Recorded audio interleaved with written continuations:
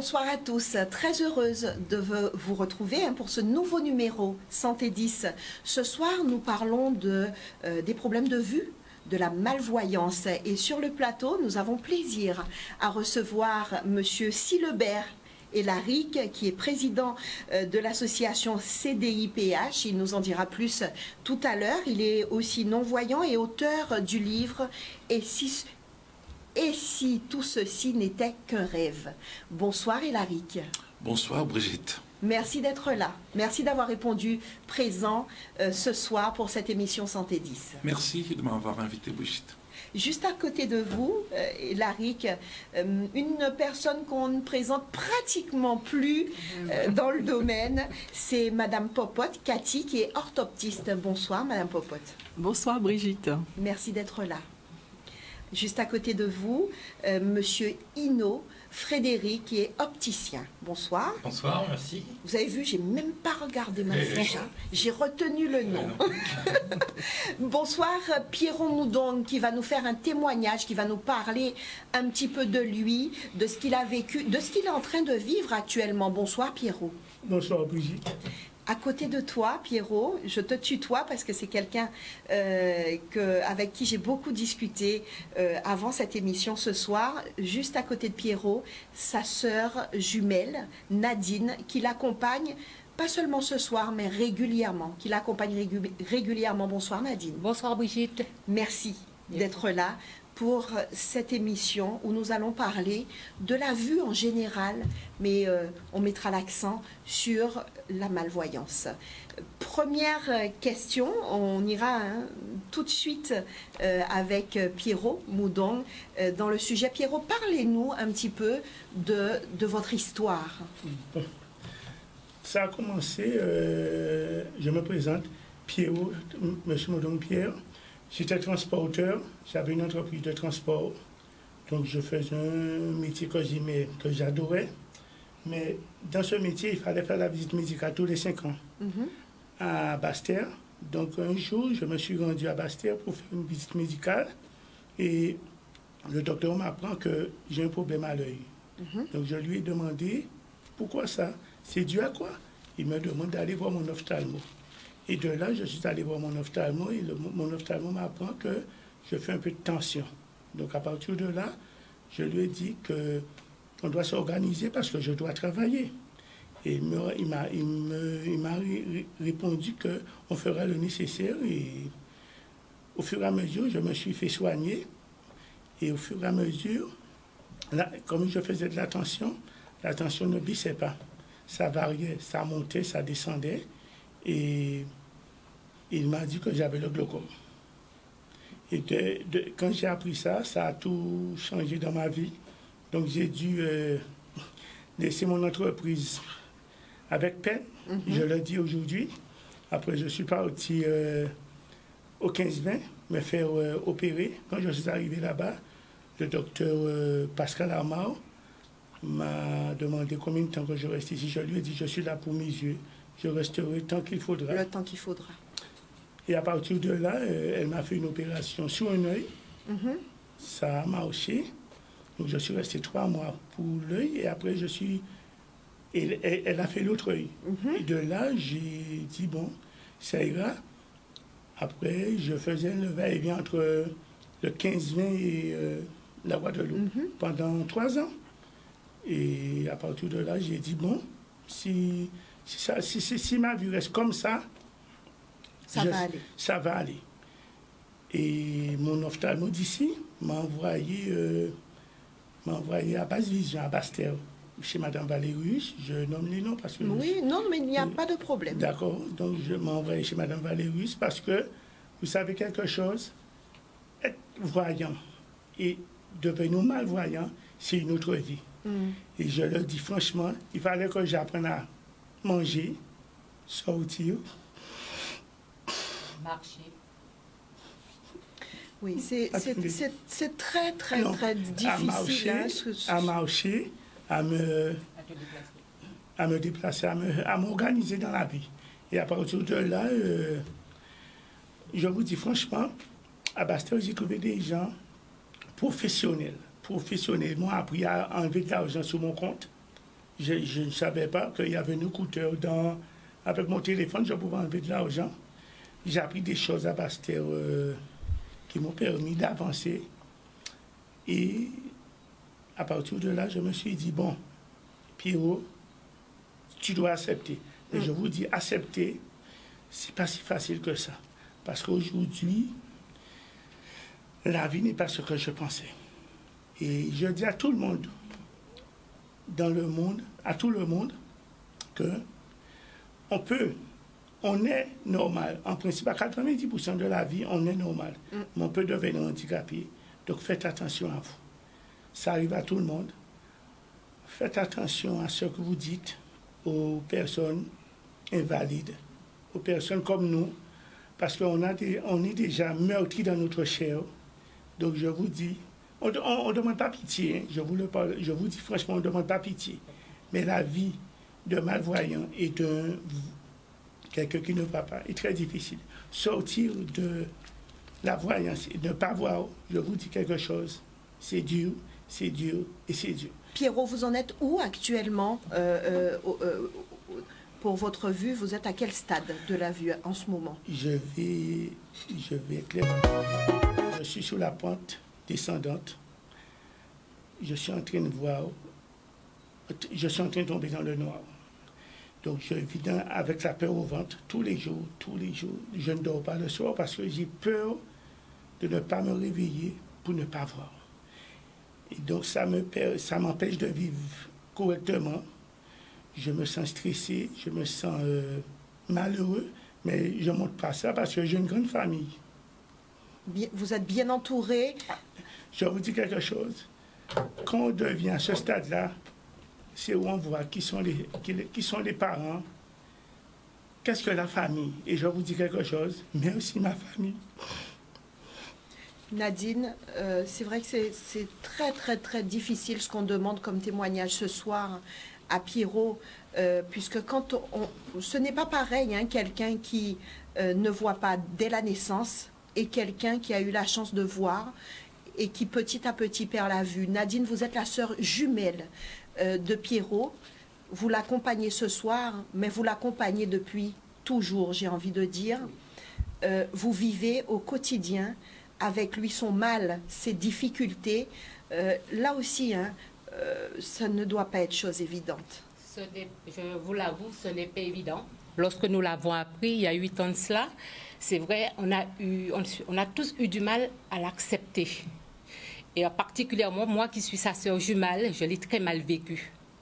Et un beau jour, je me suis dit, Pierrot a besoin de toi.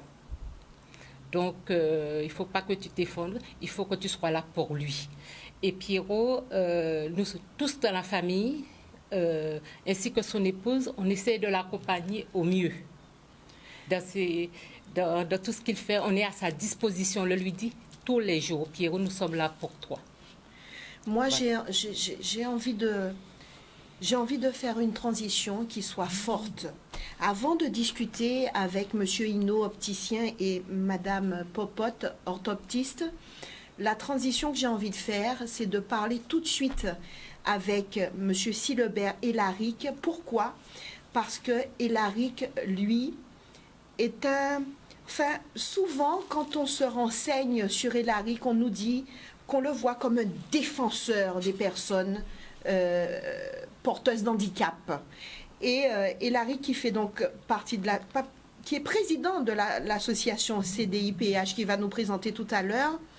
Je vous l'ai dit tout à l'heure, il est l'auteur du livre « Et si tout ceci n'était qu'un rêve ».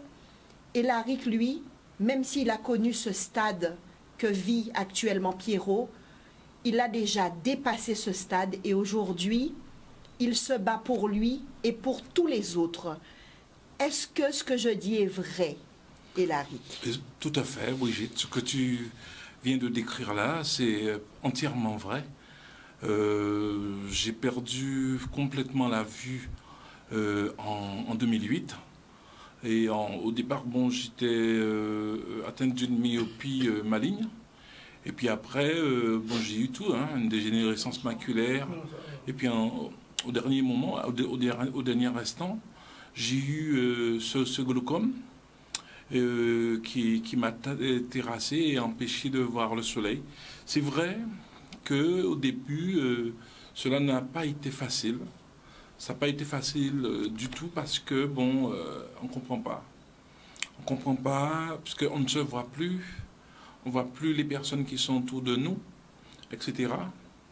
Et je vais... À quel moment? Parce que, bon, moi, je suis quelqu'un... Comme je suis quelqu'un, j'ai l'habitude d'être persévérant, personne persévérante.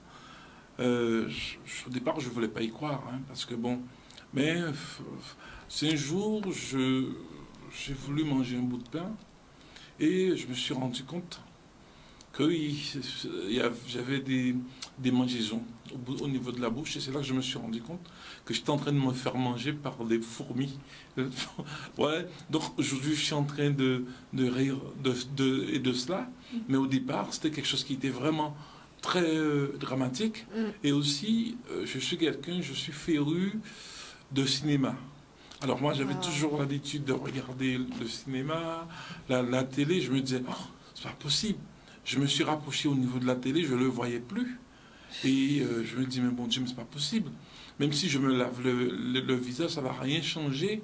Parce que ça partait petit à petit. Le dernier film que je me rappelle avoir vu, c'était La Ligne Verte.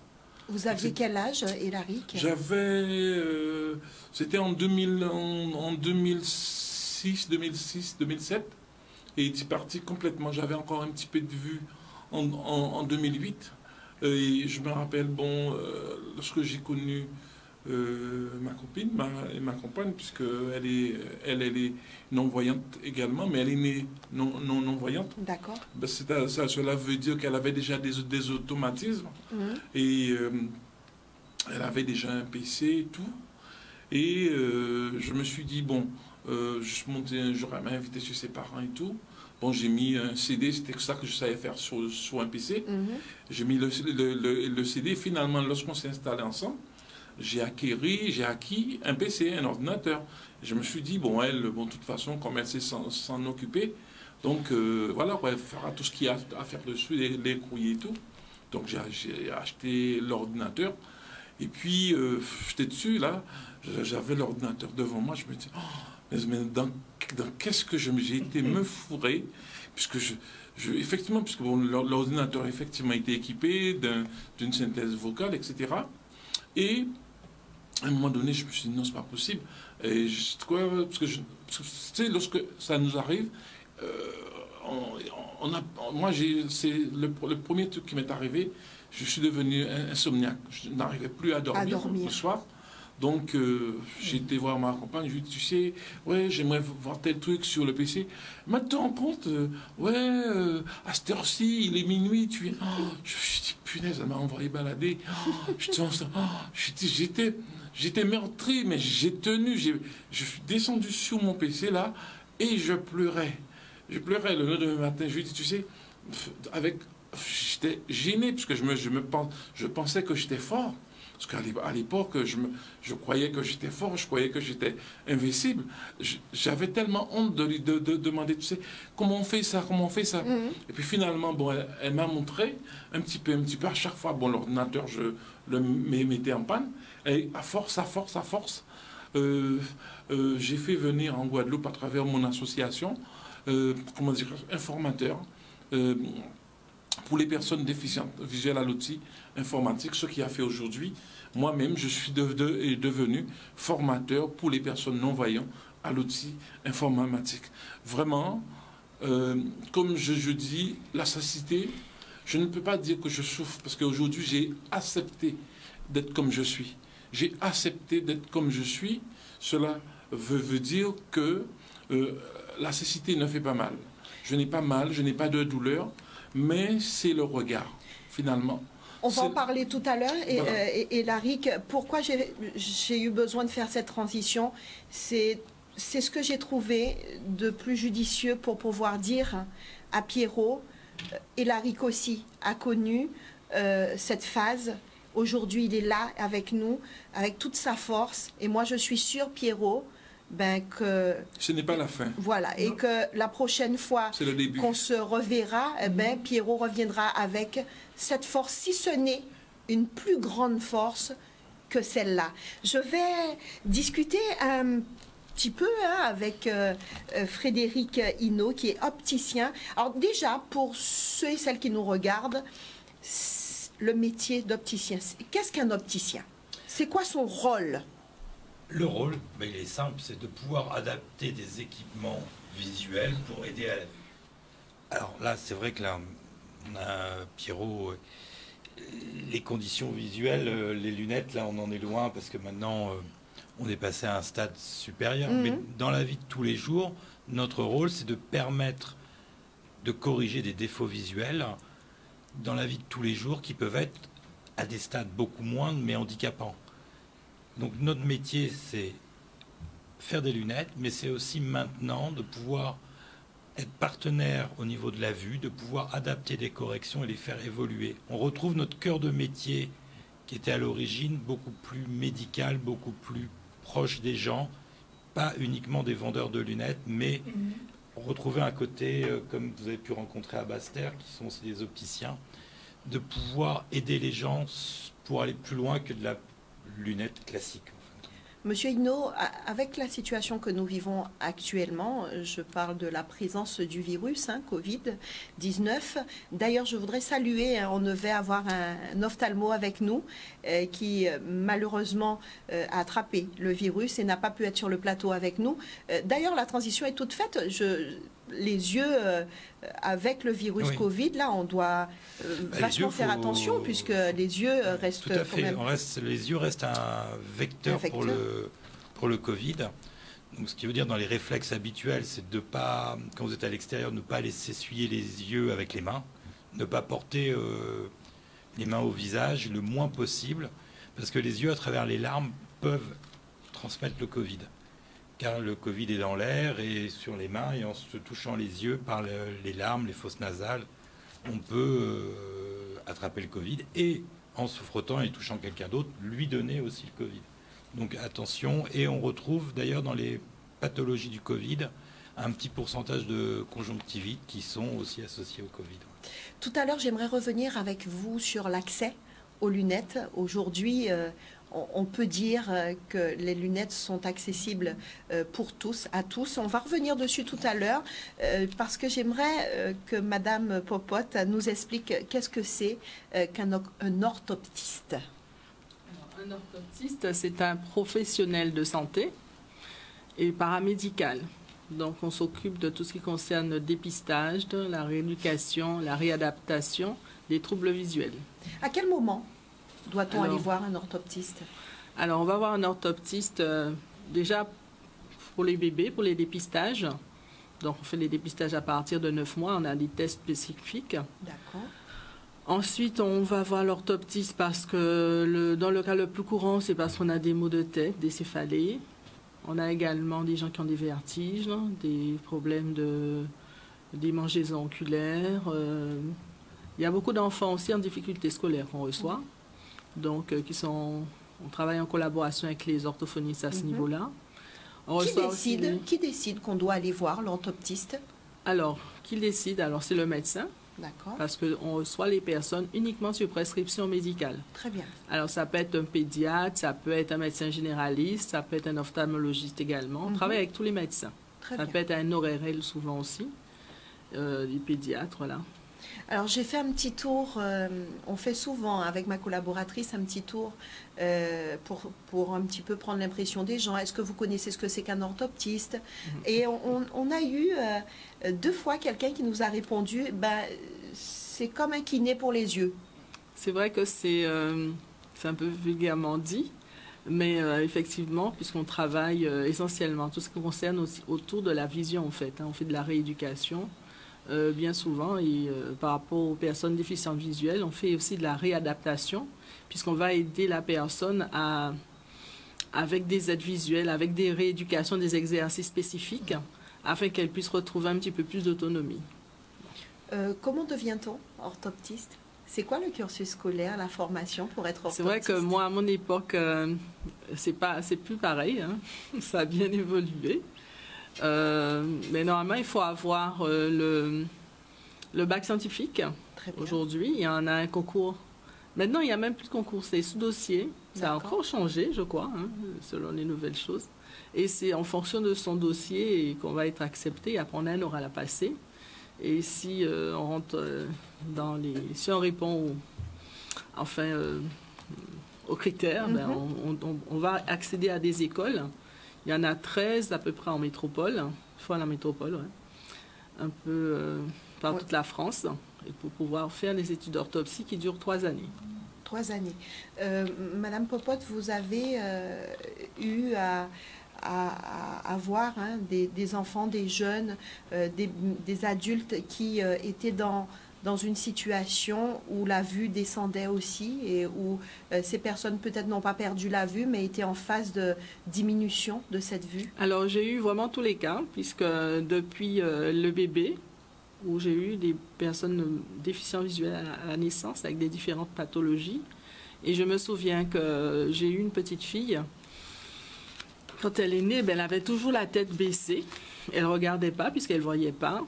Et donc, à partir du moment où on a commencé à faire des exercices de simulation avec des paravents bien contrastés noir-blanc, en faisant des stimulations visuelles, elle a commencé à redresser la tête et à avoir une posture, à prendre la position assise. Tout ça, ça a énormément évolué. Là, on m'a été très contente de voir l'évolution de sa petite qui, finalement, commençait à percevoir certaines choses parce que nous, en tant que rééducateurs, on essaie de stimuler la vision chez les petits.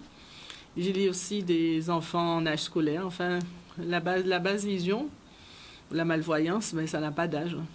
Ça n'a pas d'âge, ça n'a pas d'âge et on disait que ça pouvait arriver à tout un chacun. On ne sait jamais de quoi il fait demain. Et Larry, est-ce que vous pouvez nous présenter l'association dont vous êtes le président, l'association CDIPH? Oui, en fait, l'association CDIPH, c'est le comité de défense des intérêts des personnes handicapées. Au départ, notre association avait été créée justement pour créer un meilleur lien entre les usagers et les administrations. Puisque en 2010, lorsque nous avons créé notre association avec quelques personnes en situation de handicap, puisque bon, notre association, contrairement à ce que beaucoup pensent, ce n'est pas une association principalement de personnes aveugles, c'est une association de personnes handicapées. Voilà, tout simplement. Mais c'est vrai, comme on a pas mal de membres qui est soit mal ou non-voyantes, mais on fait pas mal d'activités en direction des personnes déficientes visuelles. On vient de souligner avec vous que de par vos connaissances en informatique, aujourd'hui vous êtes dans la transmission. Parfaitement. Oui, je suis dans la transmission. C'est-à-dire que régulièrement, on accueille des personnes qui sont pertes de vision, des enfants, des adultes, même des salariés qui sont pertes de vision, c'est-à-dire que ce sont des personnes qui ne voient plus l'écran de l'ordinateur. C'est-à-dire que même s'ils regardent, ils vont rapprocher leurs yeux le plus proche que possible, ils ne vont pas voir l'écran. Puisqu'en réalité, la technique pour utiliser, lorsqu'une personne qui a des difficultés visuelles utilise un ordinateur, c'est qu'il n'utilise plus l'écran. Il utilise uniquement le clavier AZERTY. Principalement avec des raccourcis, par exemple comme Windows M. Windows M va vous amener sur le bureau. Il y a Alt F4 qui va vous fermer un document. Il y a, etc., des raccourcis de ce type-là qui va permettre à une personne aveugle d'utiliser l'ordinateur. Et surtout, les claviers, un clavier standard, vous allez remarquer, sur le F et le J, il y a un signe. C'est pareil comme sur les téléphones à touche. Sur le 5, il y avait un point. voyez? Donc sur le chiffre, je parle bien pour ceux qui avaient un téléphone à touche, hein, bien évidemment. Ça n'existe plus. On sait que c'était le repère, c'était le 5. On sait qu'en dessous, en haut du 5, c'est le 2. En dessous, c'est le 8. Et en dessous du 8, c'est le 0. Et ainsi de suite. Ainsi de suite. Et Larry, aujourd'hui, je voulais vous demander tout à l'heure, hein, aujourd'hui, quelle est votre situation familiale et sociale? Actuellement, je vis avec ma compagne. Et évidemment, pour l'instant, je ne travaille pas. Et parce que, comme tu le sais, en Guadeloupe, les personnes en situation de handicap, de toutes les façons, quel que soit ce qu'on fait, on n'a pas de travail. Ça fait partie des difficultés que vous rencontrez? Absolument, absolument. C'est-à-dire que, comme je le disais à l'instant, il y a toujours ce regard, je dirais, peut-être c'est un petit peu fort, hein, dénigrant que je dirais. C'est ce que disait tout à l'heure Pierrot hors antenne. Nous n'étions pas encore installés, nous n'étions pas encore en émission, qu'il partageait un petit peu avec nous et il utilisait quasiment les mêmes mots que vous. Mais oui, parce que c'est une réalité, c'est-à-dire contrairement à la France hexagonale, j'aime bien parler de la France hexagonale, puisque nous sommes des Français.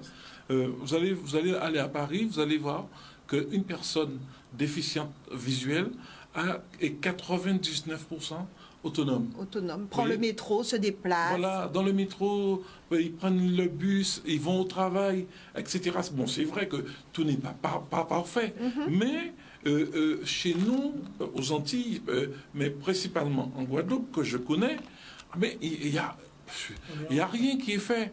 Il n'y a rien. La plupart des personnes en situation de handicap, mais ils perçoivent l'allocation aux adultes handicapés.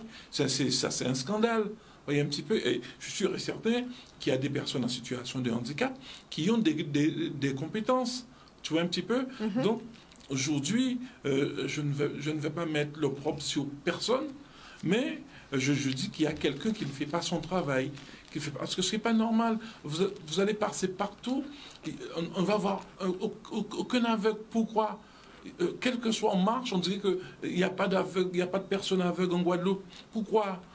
Et pourtant, elles existent, ces personnes-là. Est-ce que ces personnes-là ne devraient pas justement être plus présents, mais je parle en termes de représentation des personnes handicapées dans les instances, aux endroits où il faudrait peut-être prendre des décisions. Ça a commencé, hein, puisqu'on a la ministre, Sophie Cluzel, qui elle-même est une personne handicapés et qui fait déjà partie, hein, de ceux qui décident, de ceux qui emmènent des projets et qui essayent de décider. Est-ce qu'il ne faudrait pas plus de personnes en situation de handicap qui prendraient un petit peu les décisions ou qui seraient à côté de ceux qui décident? C'est-à-dire, moi, je suis directement dans cette dynamique-là, de dire tout le monde c'est monde. Tu vois, tout le monde c'est monde. Nous sommes des personnes à part entière. C'est-à-dire que, justement, Sophie Cluzel, qui est secrétariat d'État aux personnes handicapées, justement, c'est pour nous montrer que ils le font là-bas. Pourquoi nous on peut pas le faire? On est aussi des personnes à part entière.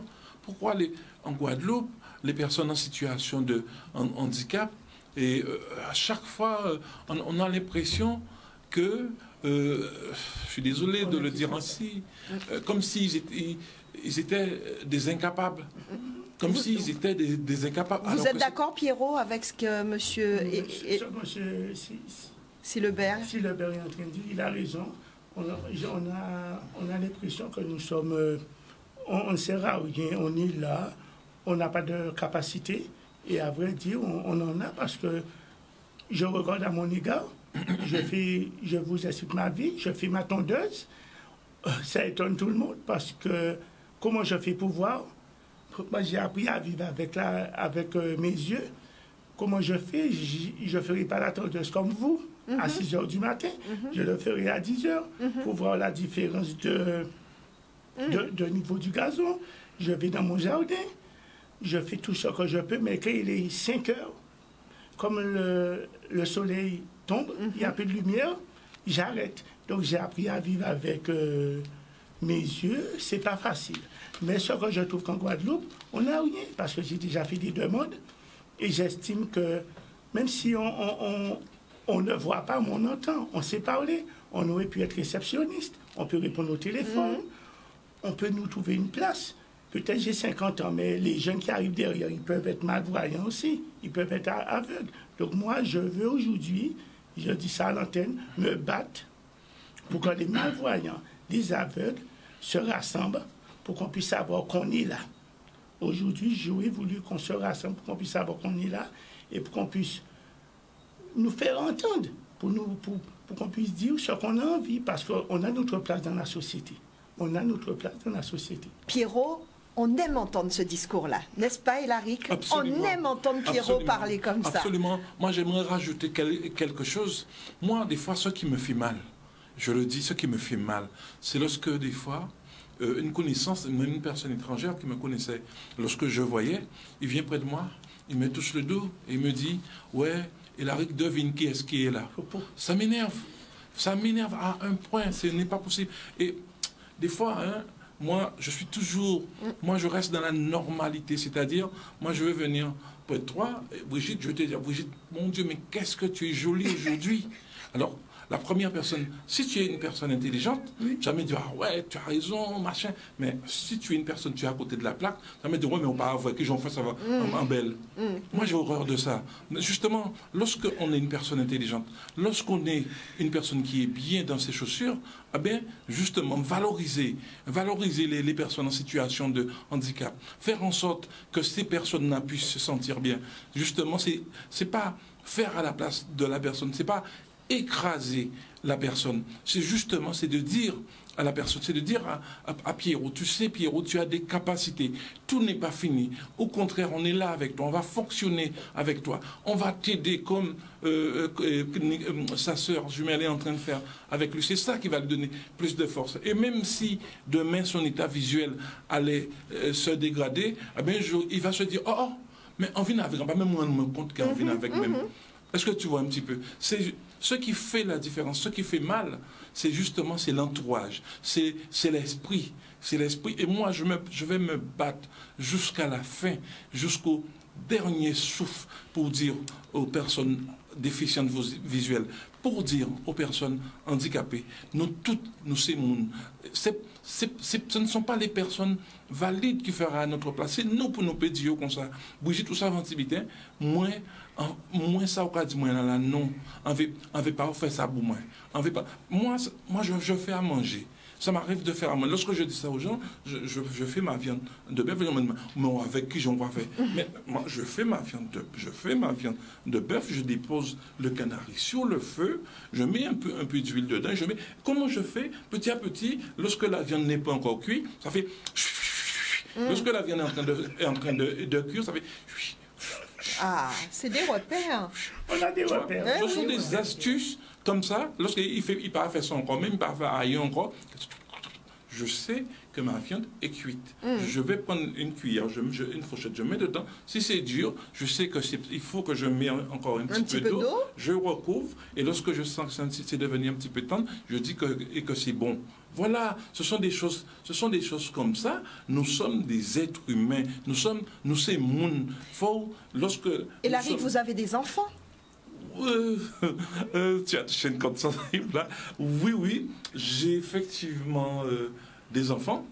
Combien? Mais j'en ai 3. Très bien. Mais qui vivent avec leur mère. Et là, bon, c'est vrai, bon, on a de temps en temps un petit coup de fil comme ça, mais c'est pas souvent. Voilà. Mais ça le sera plus bientôt. Bon, je l'espère. Tu sais, moi, je suis quelqu'un, je crois beaucoup à la prière.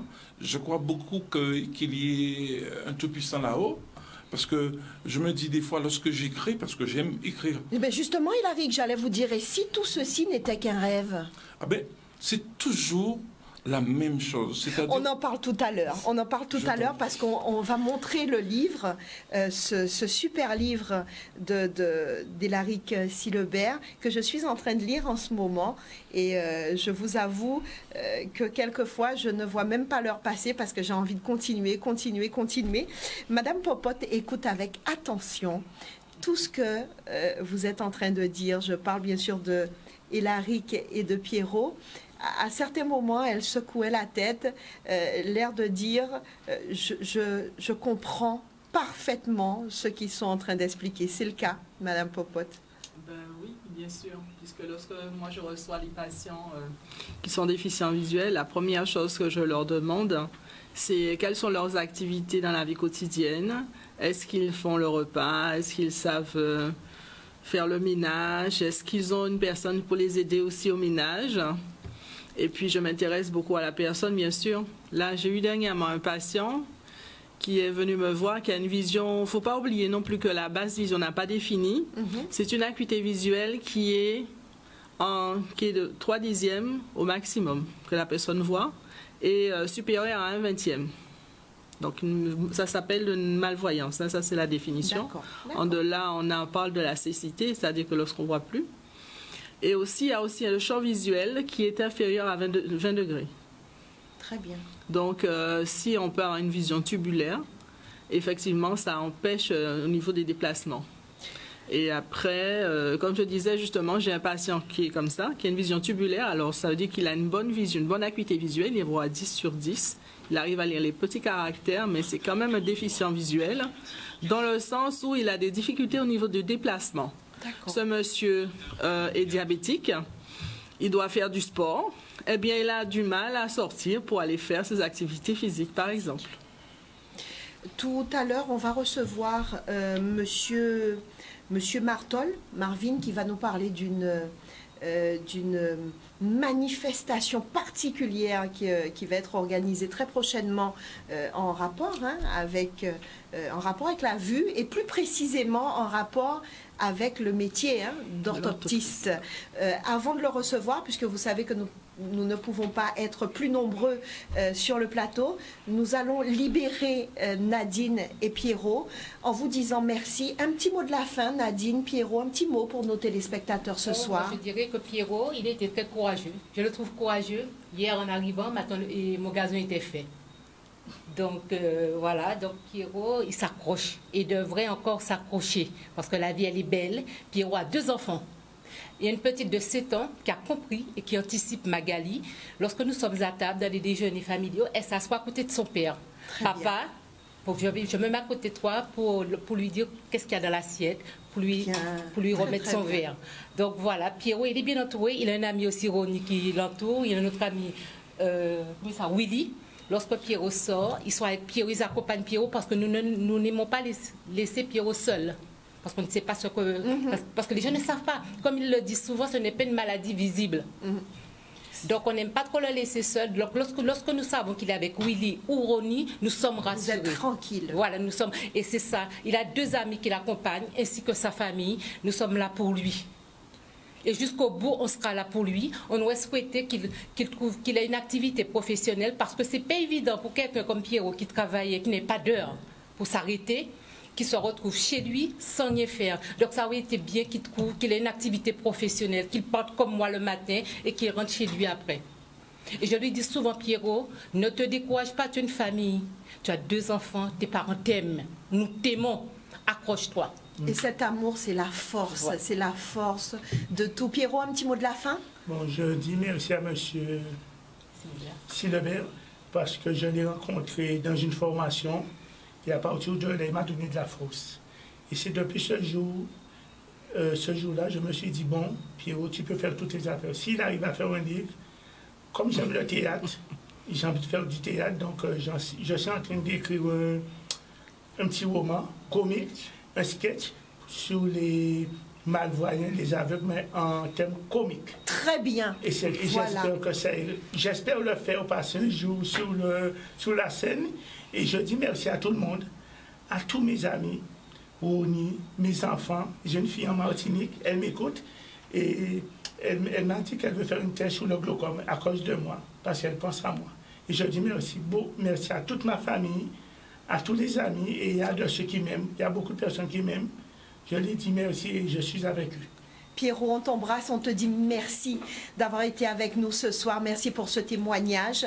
Et moi, je sais qu'on va se revoir pour parler de projets, parler de grandes choses.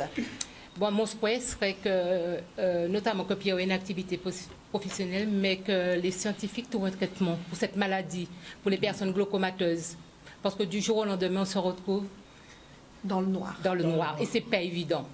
Parce que moi, je vois quotidiennement Pierrot évoluer, c'est pas évident. C'est ce qu'on souhaite aussi. Donc, voilà. Et que surtout que toutes les personnes en situation de handicap aussi soient accompagnées, que les parents soient là pour eux. Merci à vous. Voilà. Merci à vous. Merci, bon retour. Merci d'avoir participé avec nous. Kevin, notre réalisateur, va vous accompagner et puis va installer Monsieur Martol qui viendra nous parler d'un projet. Allez, au revoir. Allez, au revoir. À bientôt. Bonne soirée. On va profiter de ce moment pour discuter avec Monsieur Hinault, Frédéric, de l'accès aux lunettes. Aujourd'hui, on peut dire que tout un chacun peut porter des lunettes si besoin en est. Là, on a des témoignages très durs sur les problèmes de vue qui sont, je dirais, des problèmes extrêmes. Après, dans le quotidien, pourquoi porte-t-on des lunettes? Parce qu'on a besoin de voir aussi, même si les niveaux de vue sont bien inférieurs, mais une mauvaise correction de lunettes ou le non-port de lunettes peut être chez les enfants une raison d'échec scolaire. Ça peut être des problèmes pour trouver un travail, ça peut être sur la conduite, ça peut être à plein de niveaux différents. Et c'est vrai que la réputation des lunettes, souvent, ça a été de dire « Oui, je voudrais des lunettes. Ah ouais, mais ça coûte cher. » Même on le voit souvent à la télévision, dans des publicités, où on dit tout le temps « Attention, c'est la fin de ma vie, mon enfant doit porter des lunettes », des choses comme ça. Alors que les choses ont beaucoup changé. Et depuis le début de l'année, on a une évolution dans les lois où toute personne en France a accès à des lunettes. Quel que soit son revenu, quel que soit grâce à des aides qui s'appellent la C2S, grâce aux mutuelles responsables maintenant qui prennent en charge à 100% des lunettes. Alors effectivement, à côté, on va vouloir peut-être se faire plaisir, prendre des grandes marques, des choses comme ça. Effectivement, ça ne sera pas forcément pris en charge. Mais tout équipement avec des verres de qualité sont actuellement accessibles à tous. Ça, c'est quand même un grand changement. Et c'est vrai que nous, on a beaucoup communiqué sur ce sujet. Et c'est une surprise pour beaucoup de monde. Et dernièrement, j'ai encore eu des gens qui, par manque de lunettes, avaient du mal à trouver du travail. Et grâce à ces systèmes, ont permis de repasser des entretiens, de repasser leur permis de conduire, d'aller reprendre une vie normale. Donc aujourd'hui, n'hésitez surtout pas, si vous avez un problème, cela ne doit pas être un frein de se dire, est-ce que je peux, est-ce que j'ai les moyens d'avoir des lunettes? Oui, nous avons tous les moyens. L'accès à la lunette. Vous êtes opticien, vous êtes du côté de Sainte-Anne? Alors Sainte-Anne est aux Abîmes, chez Vision Plus. Donc actuellement, on fait quand même beaucoup justement sur ces équipements 100% santé et qui permettent justement d'avoir des lunettes pour tout le monde. Madame Popote, optoptiste, on ne peut pas venir vous voir si on n'a pas la prescription du docteur. On ne peut venir voir l'orthoptiste que si le médecin, l'ophtalmo, en tout cas quelqu'un dans le domaine de la santé nous a prescrit l'ordonnance pour aller chez l'orthoptiste. C'est bien ça? C'est bien ça. Mais il y a une petite évolution qui s'est passée pendant le Covid, qui est passée presque inaperçue un petit peu. C'est que les orthoptistes, maintenant, ils sont habilités à faire des renouvellements de lunettes. Donc, les personnes peuvent venir nous voir effectivement sans... il y a toujours une prescription, justement, des verres, des lunettes, mais ils ne sont pas obligés d'avoir une ordonnance spéciale pour venir faire un bilan orthoptique. Avec leur prescription de lunettes, ils peuvent venir nous voir pour pouvoir renouveler leur correction. Voilà, on a la même chose, nous les optométristes, pareil, depuis le 1er janvier. Dû à la saturation, parce que je prends deux petites minutes. Les cabinets ophtalmo sont difficilement accessibles en ce moment. Les rendez-vous sont compliqués parce qu'il y en a de moins en moins d'ophtalmo. Donc c'est vrai que les rendez-vous sont compliqués. On a la possibilité, orthoptiste, optométriste, depuis le début de l'année, de pouvoir adapter les ordonnances des ophtalmos qui sont valables 5 ans pour les 16-40 ans, on va dire, et au-delà de 40 ans qui sont valables 3 ans. Et pendant toute cette période-là, si quelqu'un casse ses lunettes, perd ses lunettes, a sa vue qui chute un petit peu ou des choses comme ça, avec nos deux professions, on a maintenant la possibilité d'adapter, de contrôler la vue et de pouvoir justement donner l'accès, de continuer cet accès à la lunette. Bonsoir, Monsieur Martol Marvin qui nous a rejoint. Bonsoir. Vous êtes le président de Lions Club. Une présentation du Lions. Alors, donc effectivement, je suis gouverneur du Lions Club District 63. On dit gouverneur. C'est ça, Antilles-Guyane française. Et c'est vrai que donc, cette année, le gouverneur, il est guadeloupéen. Donc, on a le Lions Club, c'est quoi? Donc, c'est un club service qu'on retrouve en Guadeloupe, en Martinique, en Guyane, dans les îles du Nord, mais également à l'international, surtout à l'international. Et donc, nous avons des thématiques prioritaires, dont la vision fait partie de ces thématiques prioritaires, mais également le diabète, la paix dans le monde, la jeunesse et l'environnement. Et donc l'objectif, en tout cas, c'est de sensibiliser, d'aider autant que faire se peut sur des situations parfois dramatiques, notamment les catastrophes naturelles ou autres. Donc notre but est de servir tout simplement. Ce soir, on parle de la vue et bien sûr, le 12, vous avez une belle et grande opération sur l'orthoptie. C'est vrai. Alors c'est vrai que le contexte actuel nous oblige à revoir un peu nos manifestations, en tout cas à innover certainement. Donc on propose un webinaire Facebook Live sur l'orthoptie. Donc je vois qu'il y a un orthoptiste sur le plateau, c'est très bien. Ce sera avec Madame Pierrot Mylène. Et pourquoi l'orthoptie? En fait, c'est vrai que c'est une discipline paramédicale qui est souvent un peu méconnue. On parle beaucoup des ophtalmos ou des opticiens, mais il y a aussi l'orthoptie qui intervient, vous me corrigez, qui intervient aussi dans la rééducation aussi de l'œil. Et aujourd'hui, dans un contexte où on utilise énormément nos écrans qui sont susceptibles aussi de tout ce qui est larmoiement, tout ce qui est les yeux rouges, tout ce qui est douleur des céphalées, je crois que l'orthoptie a toute sa place, en tout cas dans ce qu'on peut proposer sur la vision ou dans des thématiques d'aide, de santé. Voilà. Pour ceux et celles qui nous regardent, tout un chacun pourra participer. Comment faire pour participer? Alors, comment faire? Il suffit de se rendre sur la page Facebook. Donc, c'est Lions Club International District 63 Antilles-Guyane française. On va le redire. On va le redire gentiment. On va mettre aussi à l'écran. Voilà, on a cette petite affiche et vous allez nous redire. C'est ça. Donc, Lions Club International District 63 Antilles-Guyane française. Voilà. Ce sera donc lundi? Ce sera lundi soir à 18h30. Et donc, on espère que nous aurons un public large. Mais c'est pas notre seule manifestation dans la vue. Je profite un peu de votre plateau. Vite fait pour rappeler que, en tout cas, sur le plan local, on a eu l'occasion d'aider aussi l'UDAG, notamment à faire d'aider l'UDAG à organiser une opération de levée de fonds pour rénover les locaux de l'UDAG. C'était près de 15 000 € collectés, donc c'est pas rien. Et sinon, de façon mécanique, j'ai presque envie de dire, chaque année, on organise des collectes de lunettes, en partenariat aussi avec les opticiens. Et on a Médico France qui retravaille ces lunettes, et ces lunettes après sont redistribuées dans les pays, entre guillemets, du tiers-monde. Donc ce sont de belles actions que nous essayons de mettre en valeur aussi. C'était très important de le souligner. C'est ça. Gouverneur Martol Marvin, que je prendrai plaisir à recevoir quand on va traiter de la kinésithérapie. Entre autres. Voilà, entre autres. Puisque c'est aussi votre métier, je crois. Tout à fait. Voilà. Le petit mot de la fin, on arrive déjà à la fin de l'émission puisqu'il est 21h. Élaric Silebert, est-ce qu'on pourra dire quelques mots, présenter ce livre et si tout ceci n'était qu'un rêve, qu'on va vous montrer à l'écran. Je pense que notre réalisateur Kevin va pouvoir montrer le livre pendant que Élaric nous présente un petit peu ce livre. En fait, en réalité, comme Brigitte, je te le disais à l'instant, c'est toujours dans le même esprit que j'ai écrit ce livre-là, pour montrer aux personnes handicapées, aux personnes déficientes visuelles, que si moi je le fais, vous aussi vous pouvez le faire.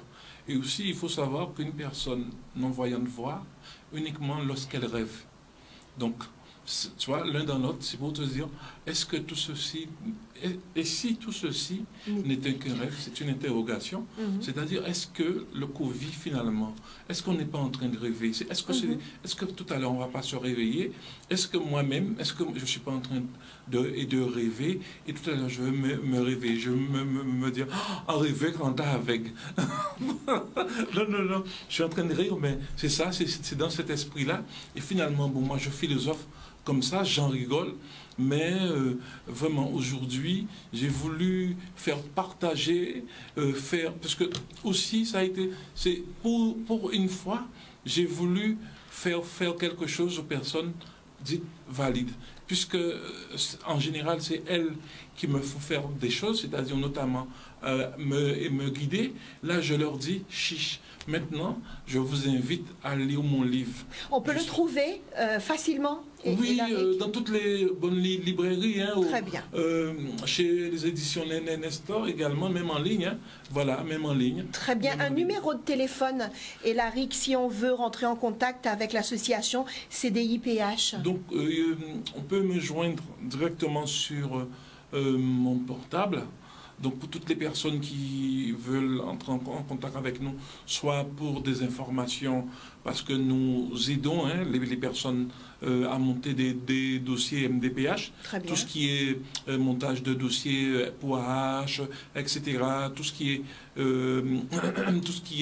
impôts, tout ce qui est CGSS. Nous avons même un partenariat avec la Caisse générale de sécurité sociale pour les retraites des personnes en situation de handicap. Nous pouvons monter tout ce qui est dossier. Donc nous avons deux numéros. Donc mon numéro principal qui est le 0690 21 95 99, je le redonne, 06 90 21 95 99, et le numéro de l'association principalement, pour ne pas faire d'erreur, c'est le 06 90 68 32 64. Donc 06 90 68 32 64. Voilà. Merci beaucoup. Merci Elaric. Merci Madame Popote Cathy, orthoptiste. Merci Monsieur Hino Frédéric, opticien. Merci Gouverneur Marvin Martol. Merci d'avoir participé à cette émission. Nous, on se donne rendez-vous jeudi prochain pour une autre thématique. Nous allons parler des soins palliatifs, de l'accompagnement en fin de vie, jeudi prochain. Je remercie Kevin à la réalisation ce soir. Et en cas de autres rendez-vous jeudi prochain, même lait, même télé, Zoja Connect.